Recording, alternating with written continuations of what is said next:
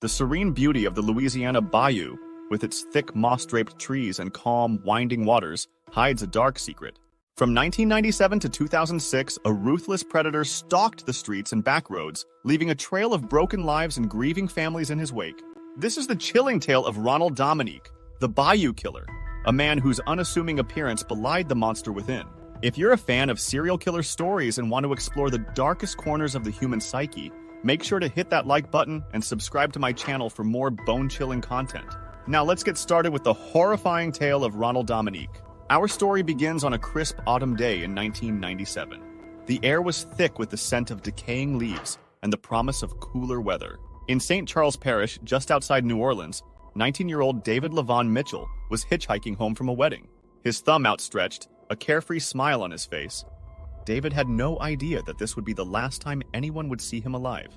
2 days later, David's body was discovered on an abandoned stretch of highway. At first glance, it seemed like a tragic accident. Perhaps he'd been struck by a careless driver. But something about the scene nagged at the investigating officers. There was an eerie stillness, a sense of deliberate placement that sent shivers down their spines. 5 months passed, and the discovery of David's body faded from local memory. Then, on a foggy morning in early 1998, another grim find shattered the peace of St. Charles Parish. The body of 20-year-old Gary Pierre lay discarded near a trash dumpster, like so much human refuse. This time, there could be no mistaking the signs of foul play. Gary had been bound, his wrists bearing the telltale marks of rope or restraints. Detective John Doran of the St. Charles Parish Sheriff's Office stood over Gary's body, his face etched with concern. "We've got a problem," he muttered to his partner. "This isn't just some random killing. We're dealing with something bigger here." As spring turned to summer, the citizens of Southern Louisiana went about their lives, blissfully unaware of the predator in their midst. But in July, the killer struck again. This time, his victim was 38-year-old Larry Ranson, a homeless man known to frequent the streets of Jefferson Parish. Like Gary Pierre before him, Ranson's body was found near a dumpster, as if the killer were sending a message about the perceived worth of his victims. But Larry Ranson had not gone quietly. The autopsy revealed defensive wounds, signs of a desperate struggle for life. "He fought hard," the medical examiner told Detective Doran. "Whatever happened to him, he didn't make it easy for his attacker." As 1998 drew to a close, the body count continued to rise. The killer seemed to be growing bolder, more frequent in his attacks. The victims shared certain similarities. All were men. Many were homeless or living on the fringes of society. Some showed signs of sexual assault. Others bore the marks of brutal beatings. But one thing remained constant: the cold, calculating method of their deaths. Strangulation, the medical examiner determined, was the most likely cause in nearly every case. Behind the scenes, a task force was forming. Detectives from multiple parishes joined forces, sharing information and resources in a desperate attempt to catch the killer before he could strike again. They pored over crime scene photos, autopsy reports, and witness statements, searching for that one crucial piece of evidence that might break the case wide open. But the killer was clever. He left little physical evidence behind, and what little they did find, trace amounts of DNA, a stray hair fiber, led nowhere. The perpetrator wasn't in any criminal database, leaving investigators grasping at shadows. As the investigation dragged on, frustration mounted. The local media caught wind of the story, and soon headlines blared warnings of a serial killer on the loose. "Bayou Strangler claims another victim," the newspapers proclaimed. Fear gripped the communities of Southern Louisiana, particularly among the homeless and vulnerable populations targeted by the killer. Detective Doran found himself working around the clock, his personal life crumbling under the weight of the investigation. He'd stare at the crime board for hours, the faces of the victims haunting his dreams. "We're missing something," he'd muttered to himself, pacing the incident room in the early hours of the morning. "The answer has to be right in front of us." But as the calendar turned to 1999, the elusive killer showed no signs of slowing down. In the span of just a few months, 3 more bodies were discovered in and around Kenner, the largest city in Jefferson Parish.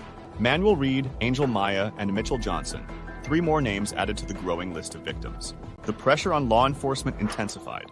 Community leaders demanded action, while terrified citizens locked their doors and eyed strangers with suspicion. But despite their best efforts, the task force seemed no closer to identifying the Bayou Killer. What they didn't know, what they couldn't have known, was that the man responsible for this reign of terror was hiding in plain sight. Ronald Dominique, a short, overweight man in his mid-30s, lived a quiet life in a trailer on his sister's property. To his neighbors, he was unremarkable, just another face in the crowd, struggling to make ends meet in the economically depressed region. But beneath his unassuming exterior, Dominique harbored dark desires and a seething resentment towards the world. His story was one of childhood trauma, confusion about his sexuality, and a deep-seated anger that found its outlet in the most horrific way imaginable.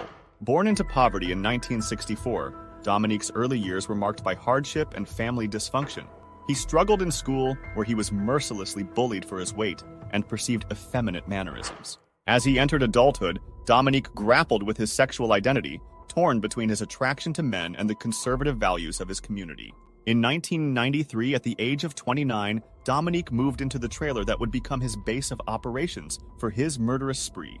It was here, investigators would later learn, that he committed his first known assault. Under the guise of offering drugs, Dominique lured a man to his home, handcuffed him, and allegedly raped him at gunpoint. The victim reported the attack to the police, but for reasons that would haunt law enforcement for years to come, the case was not pursued. This failure of justice would have dire consequences, emboldening Dominique and setting him on a path of escalating violence. 3 years later, in 1996, another man came forward with a similar story. Once again, Dominique claimed the encounter was consensual, insisting that he had pulled a gun only to defend himself from an attempted robbery. This time, however, the authorities were less inclined to believe his story. Dominique was arrested and spent 3 months in jail awaiting trial. It was during this brief incarceration that Dominique experienced a trauma that would fundamentally alter his psyche. According to later police reports, he was brutally assaulted by another inmate, leaving him with both physical and emotional scars. Upon his release, something in Dominique had changed. The fear of returning to jail, combined with his twisted desires and simmering rage, coalesced into a deadly plan. He would continue to satisfy his sexual urges, but this time, he would ensure there were no witnesses left to testify against him. And so in 1997, Ronald Dominique began his killing spree. His method was as simple as it was horrifying.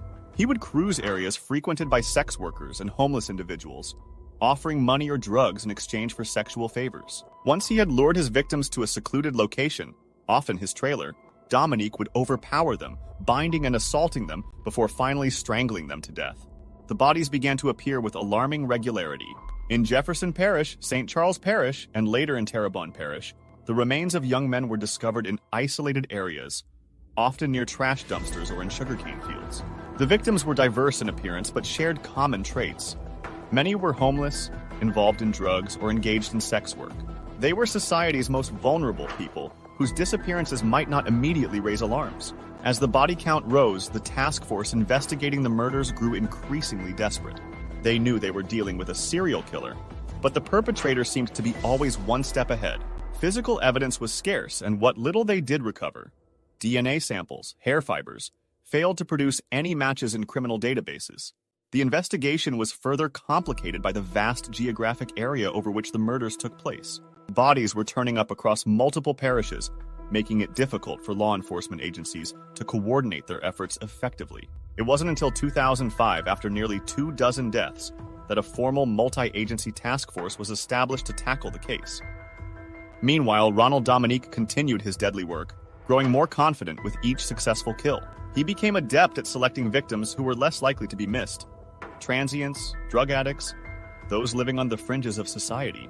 In a cruel twist, the very factors that made these men vulnerable to Dominique's predations also made their deaths less likely to attract sustained attention from law enforcement or the media. But as with all serial killers, Dominique's luck would eventually run out.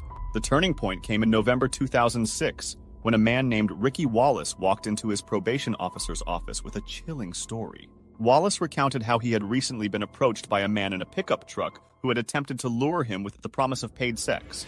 The man had taken Wallace to a trailer and tried to tie him up, claiming it was a prerequisite for the encounter. Alarmed, Wallace had refused and demanded to be taken back to where he had been picked up. This story immediately set off alarm bells for law enforcement. The details matched the suspected modus operandi of the Bayou killer. For the first time in nearly a decade, they had a potential witness, someone who had encountered the killer and lived to tell the tale. Working with Wallace, investigators were able to identify the location of the trailer where he had been taken. It was a property on Bayou Blue Road in Houma, directly across from a cluster of industrial units. The trailer belonged to Ronald Dominique. As detectives began to dig into Dominique's background, they were struck by a curious pattern. The locations where bodies had been discovered seemed to shift in tandem with Dominique's movements. When he lived in St. Charles Parish, victims were found nearby. When he moved to the Houma area in the early 2000s, the killings followed.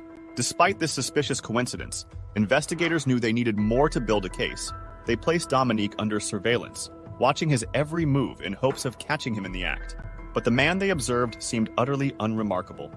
An overweight, middle-aged loner who rarely left his home except to go to his menial job at an oilfield supply company. In late November 2006, detectives made their move.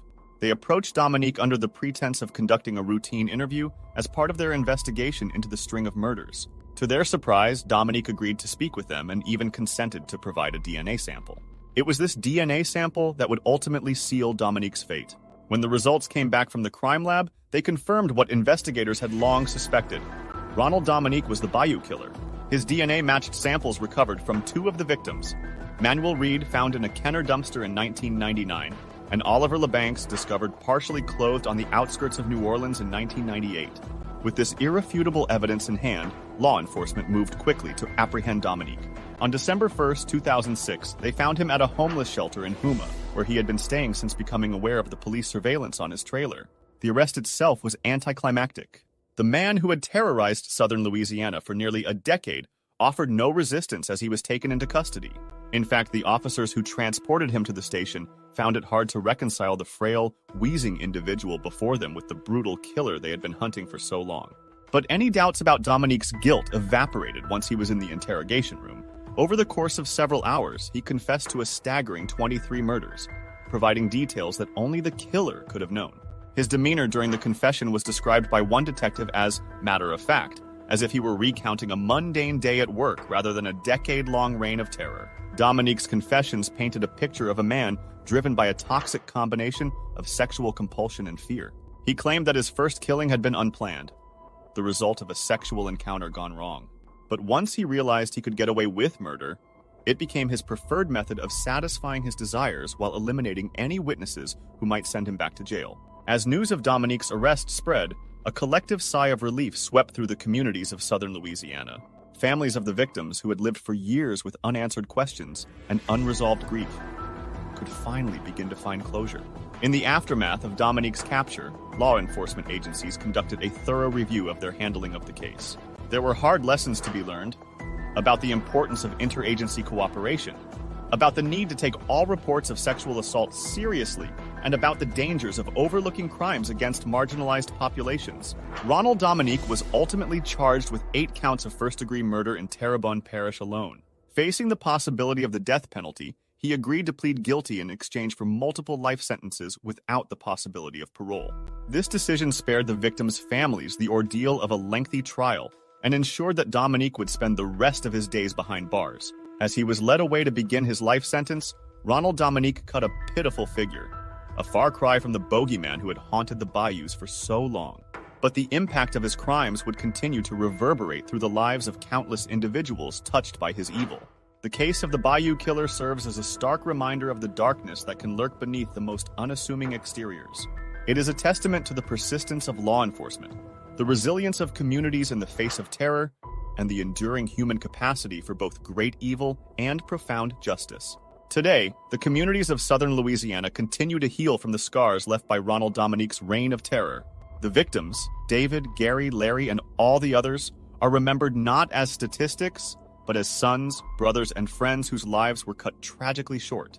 Their stories serve as a somber reminder of the value of every human life, regardless of social status or circumstance. For Detective John Doran and the other members of the task force, the capture of the Bayou Killer brought a mixture of relief and lingering regret. While they had ultimately succeeded in bringing Dominique to justice, the knowledge that they might have stopped him sooner weighed heavily on their consciences. In the years since Dominique's arrest, law enforcement agencies across Louisiana have implemented new protocols for handling potential serial killer cases. Interagency cooperation has been strengthened, and there's a renewed focus on investigating crimes against vulnerable populations. The case has also sparked important conversations about societal attitudes towards the LGBT community, the treatment of the homeless and addicted, and the importance of taking all reports of sexual assault seriously, regardless of the victim's background or lifestyle. As for Ronald Dominique, he spends his days in the Louisiana State Penitentiary, better known as Angola. The The man who once terrorized an entire region now lives out his days in obscurity, just another aging inmate in a sea of orange jumpsuits. But for those who lived through the decade of fear, who lost loved ones to Dominique's murderous compulsions, the memory of the Bayou Killer will never truly fade. It serves as a chilling reminder that sometimes the most dangerous monsters are the ones hiding in plain sight, waiting for their moment to strike from the shadows of our own communities. If you found this video interesting and want to hear more true crime stories like this, be sure to hit that like button and subscribe to my channel. I'll be covering more chilling cases of serial killers and their horrifying crimes. Thanks for watching!